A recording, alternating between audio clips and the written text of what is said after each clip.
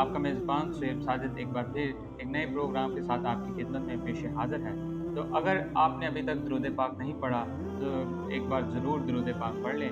सरकारे दो आलम हमारे प्यारे नबी हज़रत मुहम्मद रसूलुल्लाह सल्लल्लाहु अलैहि वसल्लम की एक बहुत ही प्यारी हदीस मुबारका है कि जिसने मुझ पर दिन में एक मरतबा दुरूद पढ़ा तो अल्लाह ताला उस पे 10 रहमतें नाज़िल फरमाते हैं। माशाअल्लाह क्या ही क्या फ़ज़ीलत है बात है! हमारे प्यारे माशाअल्लाह, नबी की, माशाअल्लाह। जी। और उसके 10 गुनाह माफ़ कर दिए जाते हैं। तो मेरे प्यारे नाज़रीन, मेरे प्यारे इस्लामी भाइयों, अगर अभी तक आपने दुरूद पाक नहीं पढ़ा तो दुरूद पाक पढ़ें। आज के प्रोग्राम का बाकायदा हम आगाज़ करते हैं। हमारे साथ कारी क़िबला अब्दुल मन्नान साहब मौजूद, और हम उनसे आज जानेंगे कि दौरान नमाज अगर मतलब किसी नमाज़ी की हवा खारिज हो जाती है या कुछ इस तरह का मामला पेश आ जाता है, क्योंकि नमाज के दौरान काफ़ी ज़्यादा सफ़ें भी होती हैं, तो इस वजह से वो फिर उसके लिए क्या अमल है, मतलब उसको क्या करना चाहिए? उसी दौरान वज़ू करना चाहिए या फिर क्या उसके लिए अहकामात हैं, नमाज जारी रखनी चाहिए या नहीं? तो इसी हवाले से आज हम जानते हैं कारी साहब से। जी, अस्सलाम वालेकुम। वालेकुम अस्सलाम। नहमदुहु व नुसल्ली अला रसूलिल करीम, अम्मा बाद, फ़अऊज़ु बिल्लाहि मिनश शैतानिर रजीम, बिस्मिल्लाहिर रहमानिर रहीम। अस्सलातु वस्सलामु अलैका या रसूलल्लाह व अला आलिका व अस्हाबिका या सय्यदी या हबीबल्लाह। तो मैं बेहद मशकूर हूँ भाई सुहैब भाई का, जिन्होंने मुझे आज अपने प्रोग्राम में शामिल किया।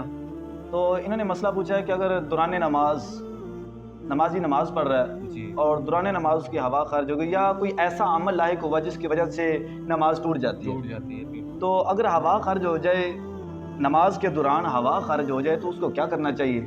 अगर उसने 1 रकत नमाज पढ़ी है, 2 रकत नमाज पढ़ ली है, तो उसकी हवा खारिज होगी तो उसके लिए हुक्म है, नमाजी के लिए हुक्म है कि वो फौरी जाए और वज़ू करे। नमाज से फौरी जाए, उसी तरह ही, कोई सलाम फेरने की ज़रूरत नहीं है। उसी तरह जाए और वज़ू खाने पर जाए और वज़ू करे।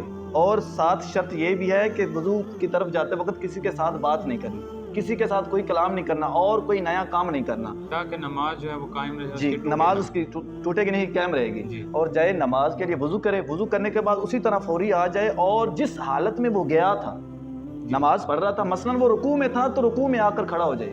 अगर वो क़याम में था तो क़याम में आकर खड़ा हो जाए। अगर वो अत्तहियात में था, तशहुद में था, चाहे तशहुद उला में था या तशहुद उखर में था, जी। आखिरी कादे में था, तो उसको हुक्म है कि वज़ू करके आए और फौरी वहीं जहाँ पर खड़ा होकर अपनी नमाज़ अदा करे, उसकी नमाज़ कायम होती है। तो कारी साहब, इसमें एक और सवाल ये भी पैदा होता है कि नमाज़ी जो पीछे नमाज़ अदा करें और मिसाल के तौर पर वो पहली सफ़ पे खड़ा है बंदा, जी, तो नमाज़ी उसके पीछे 2-3 सफ़े हैं, तो क्या उनकी नमाज में कोई खलल पैदा नहीं होगा?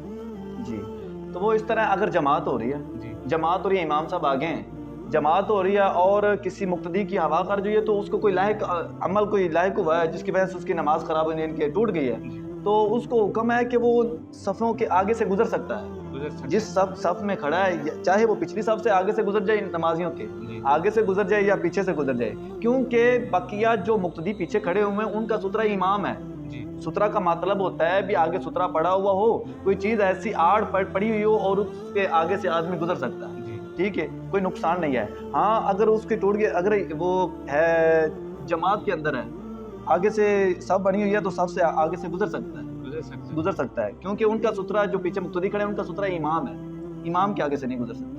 जी नाज़रीन, तो ये एक बहुत बड़ा मसला था, लेकिन बाद लोगों को पता नहीं होता, या पता भी होता है तो वो शर्म के मारे जो है नमाज को छोड़ के नहीं जाते, वो उसी तरह नमाज अदा करते रहते हैं। तो इस अगर वो उसी तरह नमाज अदा करते रहें तो उसका गुनाह है या फिर जी, जी, गुनाह है। गुनाह है? गुनाह है। और एक बात यह है कि अगर किसी को इल्म है कि मेरा जनाब वज़ू नहीं है, वो जानता है मेरा वज़ू नहीं है और ये जानने के बावजूद वो नमाज के लिए खड़ा होता है, हाथ उठाता है, तकबीर उला कहता है, जी। तो इस उसके काफ़िर होने की निशानी है। अल्लाहु अकबर, जी, अस्तगफिरुल्लाह। तो नाज़रीन, आपको ये छोटी-छोटी बातें सीखने के लिए इस प्रोग्राम का आगाज़ किया गया। तो आज का जो हमारा मसला था बहुत ही अहम था, क्योंकि बहुत ज़्यादा लोगों के साथ ये मामला पेश हो सकता है, क्योंकि ये इंसान है, कोई कुदरती निज़ाम है ये। तो इस वजह से उनके लिए बहुत ही मतलब समझने की बात है कि किस तरह से किस अमल को इख्तियार करते हुए उनको दोबारा से वज़ू करके नमाज में शामिल होके अपनी नमाज को जो है जारी करना है। एक सवाल हमें और आया था कि हमारे जो सामीन हैं उनकी तरफ से, कि अगर इमाम जमात के साथ वो नमाज़ अदा कर रहा जी, है जी। और इमाम जो है वो क़िराअत कर रहा है, या फिर ऐसी नमाज़ है जिसमें बुलंद आवाज़ में क़िराअत नहीं की जाती, जी, जी। तो वो जो पीछे मुक्तदी खड़े होते हैं, क्या वो भी क़िराअत करते हैं या फिर उनको भी सूरह फ़ातिहा और कोई भी सूरत पढ़नी चाहिए या नहीं पढ़नी चाहिए? उसके बारे में ज़रा हमारे नाज़रीन को आगाह कीजिए, क्योंकि ये एक बहुत ही अहम अमल है जिसकी हम बहुत ही जी, मतलब रोज़ ही गलती करते हैं। जी, कुछ लोगों को पता होता है, कुछ को नहीं पता होता। इसके बारे में ज़रा फरमाइए। जी सही भाई, आपने मुझसे पूछा है कि जमात दौरान जमात जी इमाम साहब किरात कर रहे होते हैं।